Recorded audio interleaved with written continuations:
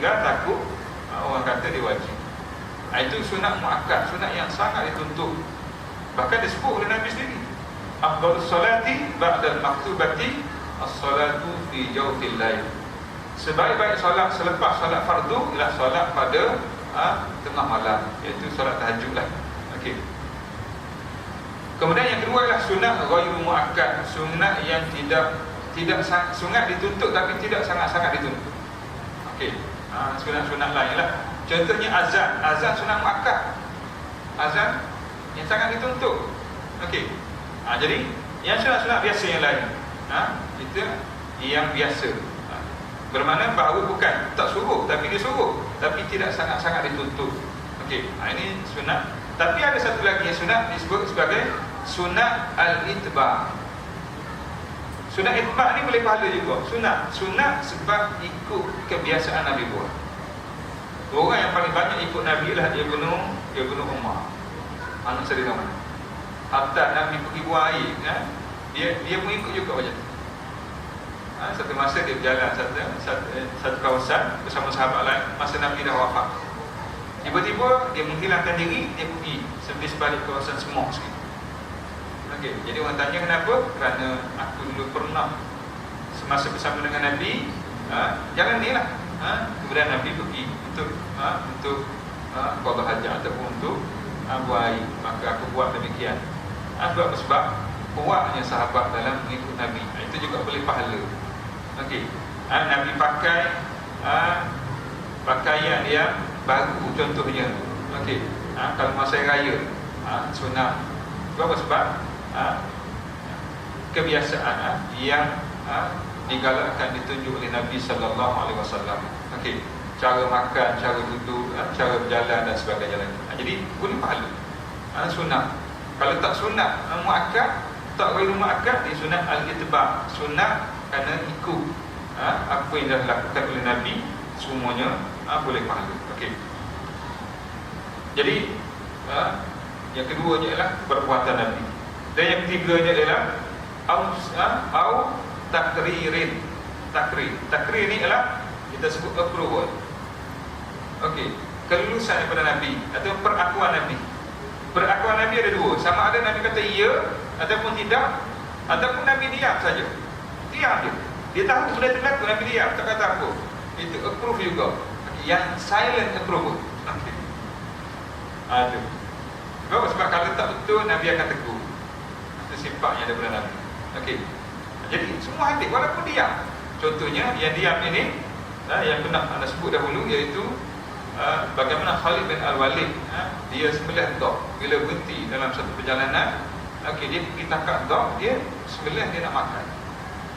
Dog ni kalau kita, tempat kita tak ada, di padang pasir dia macam lebih kurang biawak, lebih kurang. Cuma kat belakang dia itu ada tajam-tajam macam buaya ekor ni. Okey, jadi dog pada pasir ni dia tak makan benda-benda kotor. Dog ni cukup kalau dia makan embun, dia boleh hidup untuk setahun. Nganggur mulut boleh hidup setahun. Itu dog. Okey, jadi dia boleh hidup di pada pasir dalam walaupun dalam keadaan kering kotor. Jadi Khalid bin Walid pergi semula nak makan. Bila nak makan, dia beritahu kepada Nabi. Nabi diam. Bermakna approve lah dulu. Walaupun sebagian ulama kata makruh, disebabkan oleh ada kisah-kisah tertentu lah. Okay. Terutamanya dari segi nafsu sedikit, syahwat seumpama. Okay. Yang kedua ni ialah pernah berlaku satu masa pertikaian di kalangan sahabat, iaitu selepas ada peperangan Ahzab, oleh kerana Bani Quraidah telah mengkhianati perjanjian, bersekongkol dengan pihak musuh. Sedangkan dalam perjanjian mereka telah berjanji bila musuh serang, mesti bersatu mempertahankan Madinah. Jadi Nabi pun beritahu kepada sahabat, mereka ini tak boleh kita berdiam diri, terus Nabi tidakkan. Maka Nabi kata, la salata illa fi Bani Quraidah. Yang kamu salat, mereka kamu pergi ke Bani Quraidah, kamu salat. Pada waktu itu waktunya ialah sebelum salat asar. Maka Nabi nak suruh sahabat pergi segeralah. Maka sahabat pun pergi nak kepung mereka, dan Nabi tidakkan terhadap Bani Quraidah. Jadi perjalanannya agak jauh. Okey, Madinah ni walaupun semua Madinah kena luah juga kawasan dia. Jadi menyebabkan sahabat bersegera pergi sana. Dalam perjalanan tersebut, sebahagian sahabat kata, kalau kita teruskan perjalanan, kita akan luput waktu asar. Jadi kita kena solat sekarang. Okey, satu grup. Satu grup sahabat lain lagi mengatakan tak boleh. Sebab apa? Sebab Nabi sebut tadi. Bila Nabi sebut kata fi Bani Quraidah, di kampung sana, kena sembahyang sana, walaupun masuk waktu maghrib, waktu isyak, sembahyang asar. Jadi dua berpecah dua. Satu kumpulan solat dalam perjalanan. Okey, terus kemudian sambung perjalanan. Yang kumpulan terus berjalan solat di sana. Habis waktu. Selepas mereka telah diambil tindakan, diusir, maka mereka pun beritahu kepada Nabi apa yang berlaku sebelum itu. Nabi diam, tak tahu. Bermakna ijtihad sahabat di saat itu, dua-dua itu adalah boleh diamalkan. Sebab mereka berbeza dalam memahami nas. Satu memahami nas yang tadi yang sembahyang dalam perjalanan, dia fahamnya ialah Nabi suruh solat di sana, maksudnya ialah Nabi suruh segera solat, segera pergi ke sana. Tapi kalau waktu asar, nak solat waktu asar. Tapi yang satu lagi memahami secara literal, direct, iaitu Nabi kata solat sana. Pak Nabi ni wahyu. Jadi khilaf. Bila khilaf, memahami dalam keadaan yang berbeza, tetapi mereka mempunyai keahlian dalam memahaminya, maka boleh. Sebab itulah dalam persoalan khilaf hari ini, kenapa? Kerana zaman Nabi pun ada khilaf di kalangan sahabat. Masa Nabi ada, bahkan mungkin boleh kalau Nabi kata yang ini betul. Sebab apa? Sebab Nabi boleh dapat wahyu. Tapi ini menunjukkan tentang ijtihad di kalangan mujtahidin, bukan orang biasa. Orang yang mampu untuk memahami nas, bila mereka berijtihad berdasarkan pada hujah masing-masing, maka ijtihad mereka itu sama ada betul ataupun mungkin kurang tepat, tetap boleh diamalkan. Okey, itu berkenaan dengan takrir. Dan yang keempatnya ialah au sifatin khuluqiyah au khalqiyah. Ini juga hadis ataupun sifat Nabi. Yang pertama tadi perkataan, perbuatan, perakuan. Yang keempat sifat. Sifat apa dia? Au sifatin khuluqiyah. Khuluqiyah ni ialah akhlak Nabi. Hadis itu. Sebagaimana Aisyah radhiyallahu anha sebut, akhlak Nabi ialah Quran. Bermakna itu akhlak Nabi. Okey, kemudian ataupun khalqiyah. Khalqiyah ni ialah fizikal Nabi, kejadian Nabi, batang tubuh Nabi, semua Nabi. Bermakna bahawa kalau kata hadis itu Nabi, Nabi itu hadis itu. Sebab apa? Sebab semua disandarkan kepada Nabi hadis. Sebab itulah hadis palsu kita sebut hadis juga, sebab dia disandarkan kepada Nabi walaupun palsu. Mereka sebut qala Rasulullah sallallahu alaihi wasallam, mereka sebut, maka hadis tersebut adalah palsu, tetapi oleh kerana disebut qala Rasulullah fa'ala Nabi, maka dia adalah hadis. Sebab apa? Sebab berdasarkan pada takrif kan. Takrif kita sebut macam tu kan. Cuma lepas tu baru tengok hadis macam mana. Okey, hadis sahih ke, hadis hasan ke, hadis palsu ke, hadis mutawatir ke, hadis macam mana. Okey, baru tengok. Itu sebab apa hadis palsu ni orang sebut hadis juga, walaupun memang orang tahu dah hadis palsu. Sebab apa? Sebab kerana takrif menunjukkan apa saja disandarkan kepada Nabi dari segi takrif hadis. Okey, tak tahu lagi hadis macam mana. Itu sebab itulah dinamakan hadis walaupun dia palsu. Kerana berdasarkan kepada takrif tersebut. Okey, ia berkait dengan apa saja disandarkan kepada Nabi kita Muhammad sallallahu alaihi wasallam. Manakala sebahagian di kalangan ulama hadis lain mengatakan kata-kata disandarkan kepada sahabat dan tabi'in juga dinamakan hadis juga. Sebab apa? Sebab kerana dekatnya tempoh mereka dengan kenabian. Cuma taraf mereka berbeza sedikitlah. Ada sebahagian ulama lain menyatakan untuk membezakan apa yang datang daripada Nabi, apa yang datang daripada sahabat, mereka tambah istilah lain, iaitu hadis merujuk pada apa disandarkan kepada Nabi, khabar apa yang disandarkan kepada sahabat, asar apa yang disandarkan kepada tabi'in. Bermakna kita kata terdapat asar menyatakan bermakna tabi'in, terdapat khabar bermakna sahabat, hadis sunnah Nabi sallallahu alaihi wasallam. Jadi oleh kerana ulama ni ramai, ulama hadis sendiri, maka terdapat banyak istilah-istilah yang kadang-kadang berbeza sedikit. Tapi umumnya untuk kita orang awam ni macam itulah. Okey, untuk kita faham tentang bagaimana kedudukan hadis. Hadisnya ialah apa saja yang disandarkan kepada Nabi kita Muhammad sallallahu alaihi wasallam, maka secara umumnya dia dikenali sebagai hadis. Cuma yang kedua, kita nak tahu apa? Nak tahu hadis itu boleh terima ke tidak. Okey, itulah tugas yang dilakukan oleh ulama-ulama hadis. Sebab Quran tak ada masalah 30 juzuk. Hadis berapa juta. Nak pasti ada yang sahih dari mana? Itu yang menjadi masalah. Cuma kita boleh jawab apa yang telah disebut oleh golongan anti hadis. Kerana disiplin ilmu hadis ini adalah disiplin yang paling ketat. Sebab orang nak bawa hadis ni, orang bawa agama. Bukan paling pulara macam main macam tu. Bawa agama. So untuk menerima hadis, terutamanya hadis sahih. Okey. Kalau kita belajar dalam ilmu hadis, kita akan belajar dua bahagian. Okey, secara umum ada cerita. Yang pertamanya ialah kita akan tengok disebut tentang kita belajar secara teori. Teorinya ialah kita belajar nak tahu hadis sahih macam mana, nak tahu hadis dhaif macam mana. Okey, yang tu. Yang kedua, selepas kita belajar teori, kita nak buat praktikal. Jadi praktikal. Okey, praktikal inilah disebut sebagai ilmu, sama ada ilmu takhrij hadis ataupun ilmu disebut sebagai ilmu rijal. Jadi dua. Takhrij hadis iaitu kita nak cari hadis daripada sumber yang asal. Contohnya ana sebut, man shoma Ramadan imanan wa ihtisaban ghufira lahu ma taqaddama min dhanbi. Okey, nak cari sumber kat mana? Sumber asal dia. Sumber asal maknanya Imam Bukhari kalau dia ambil hadis ni, okey, dia ada sanad dia pada syekh dia, pada syekh dia sampailah pada sahabat sampai pada Nabi. Okey, bermakna Imam Bukhari. Takhrij. Jadi menjadi masalah pada kita ialah kita dengar hadis nak cari sumber bayar.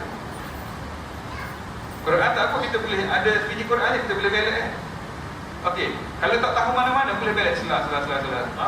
Paling agak paling lama pun mungkinlah dia 3 jam. Okey. Mungkin jumpa lah ataupun mungkin sehari baru jumpa. Hadis berjuta-juta hadis nak cari kat mana? Jadi oleh sebab itulah ulama kita telah buat beberapa kaedah untuk cari sumber dia. Jadi kita hari ni alhamdulillah lah mudah nak cari. Kalau dulu payah. Okey, hadis ni umpamanya duduk dalam mana? Yang hadis yang baca tadi. An Abi Hurairah ni umpamanya. Okey ya. Qala Rasulullah sallallahu alaihi wasallam, kullu ummati yadkhuluna al-jannah illa man aba. Hadis ni duduk kat mana? Itu menjadi problem kepada kita. Hari ini nak cari sumber. Pun begitu sekarang ini kita sudah ada teknologi. Guna CD contohnya, just naik saja dia akan keluar. Okey, sumbernya Bukhari mesti dah ada. Pada zaman dulu cari sedikit. Namun apa yang anda nak sebut di sini ialah dalam kesungguhan kita untuk mencari sumber hadis ataupun kesungguhan ulama kita untuk memperkenalkan sumber-sumber hadis supaya kita tahu hadis mana yang kita riwayatkan. Bila sebut Bukhari, okeylah sahih. Sebut Muslim, okeylah sahih. Bila sebut orang lain, kena cek lagi. Okey. Namun kita dapat melihat dalam nak cari sumber hadis takhrij. Kalau kita belajar secara detail, dia ada 5 cara nak cari macam mana. Okey. Namun kita dapat melihat satu usaha yang telah dilakukan oleh golongan orientalis. Orientalis, orang bukan Islam. Okey, boleh tengok cetakan Leiden. Okey. Mereka telah susun satu kitab yang disebut sebagai Mu'jam al-Mufahras lil Alfaz al-Hadith. Ada 7 jilid. Lebih kurang dia. Mereka susun satu kitab yang kitab ini memberi manfaat seluruh dunia. Hari ini kita dapat manfaat. Dan antara kitab yang paling anda suka rujuk kitab. Tapi dalam ramai-ramai itu, tak silap anda dalam 8 orang, 7 orang adalah bukan Islam. Seorang saja orang Islam. Okey, orientalis. Nak beritahu orientalis sungguh tak sungguh dia belajar dalam agama kita. Saya fikir mereka boleh buat ensiklopedia untuk kita cari hadis ni, keratan hadis ni duduk kat mana. Contohnya ada tak disebut kullu ummati yadkhuluna jannah. Okey, dia buat huruf kha contohnya. Kemudian dia tulis solat, dia tulis 25. Maknanya kita kena belajar. Maknanya kalau kita nak carinya ialah lepas kita belajar, kitab ini ada dalam kitab Sahih Bukhari. Sebab kha tu ialah simbol kepada Imam Bukhari. Kita tengoklah cara dia buat macam mana. Kemudian kitab solat bermakna ada di kitab solat. Bukan kitab Bukhari dia ada banyak kitab kan. Kitab solat, kitab taharah, kitab macam-macam. Kitab solat nombor 26, bab yang ke-26. Kita cari dalam 1 minit kita jumpa. Kalau tak ada macam itu, kita cari 2 hari belum pasti jumpa. Ini memudahkan kita untuk cari sumber, tetapi yang menjadi satu perkara yang perlu kita akuinya, yang buat itu ialah orang orientalis, bukan orang Islam. Namun bahaya tidak? Tak bahaya. Kenapa? Sebab dia bukan ubah hukum, dia hanya memudahkan kita nak cari sumber asal kan. Itu je. Tapi nak tunjuk kepada kita ni ialah orang nak buat macam tu memang bukan usaha yang senang. Tapi itulah sebagai bukti bagaimana pihak bukan Islam cuba untuk memahami Islam, cuba untuk memahami Quran. Kadang-kadang sebahagiannya hafal Quran, cuba untuk memahami hadis sehingga mereka boleh susun sedemikian rupa. Bukan satu usaha yang senang, tapi itulah sebagai bukti bagaimana mereka ini cuba untuk mengenali Islam. Begitu sekali. Sebab itulah yang kita sebut tentang dulu Sunnah Gronji. Bagaimana dia pergi ke Mekah. Okey, pergi ke Mekah declare sebagai seorang Islam. Sebab apa? Sebab kata tak boleh masuk Mekah, tak boleh masuk Masjidil Haram. Dan dia ikut halaqah ulama, dia ikut seorang-seorang, dia ikut habis. Selepas setahun lebih dia keluar, dia tulis kitab. Satu kitab, Mecca in the latter part of 19th centuries. Satu kitab cerita tentang bagaimana dia kata pelajar-pelajar daripada Jawa ni menuju kepada Asia Tenggara. Okey, halaqah ilmu, dan apa yang telah beliau buat juga menjadi rujukan kepada pihak Belanda. Bagaimana untuk mengekalkan penjajahan mereka di Indonesia. Nak kita bersungguh dia orang. Okey, kita ni sumber perundangan kita yang nombor 2. Nombor 1 Quran, nombor 2 Sunnah. Okey, kita buat macam okay. Macam mana kita buat? Jadi oleh sebab itulah kena tunjuk juga kesungguhan kita lah dalam konteks hadis ini. Kalau tak apa hadis panjang-panjang, apa hadis pendek-pendek. Paling kurangnya ialah kita tahu kalau boleh tak kira siapa sekarang ini bila sebut tentang sumber hadis, boleh cari mudah nak cari. Supaya kita nak bila beramal dengan satu hadis, kita nak beramal hadis yang sahih. Okey, hadis yang ada autoriti yang kuat. Okey, dan seumpama lagi. Okey. Itu tentang bagaimana nak jelaskan tentang kedudukan sumber hadis ini. Penting untuk kita tahu. Okey. Bukan sekadar kita dengar saja. Kalau boleh kita usaha untuk tahu. Itu lagi baik. Kalau boleh lah. Kalau tak boleh, baik kita tanya. Ustaz, hadis ni sahih? Betul sahih? Lagi senang. Okey, tanya direct je.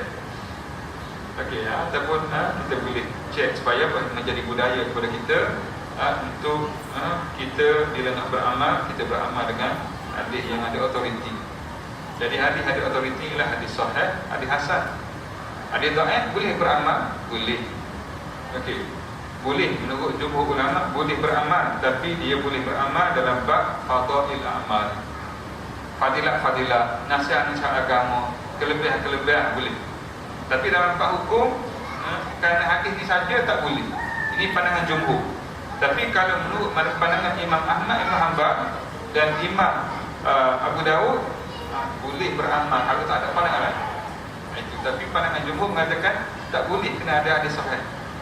Hadis hasan, hadis sahih baru boleh beramal. Hadis dhaif boleh beramal dalam bab yang kecil-kecil, fadail amal, kelebihan dan sebagainya. Okey. Namun demikian, ada satu pandangan lain, pandangan di kalangan muhaddithin, ahli hadis, mengatakan hadis sahih, hadis dhaif tak boleh beramal langsung. Sebab itulah kalau kita dengar orang yang kata mungkin dia ambil pandangan. Okey, tak boleh beramal langsung. hatta qadai al-am apa ada dhaif tak boleh amal. Okay. Jadi ada 3 pandangan tentang hukum beramal dengan hadis tersebut. Okay. Apakah boleh kita mempertikaikan autoriti hadis? Okey.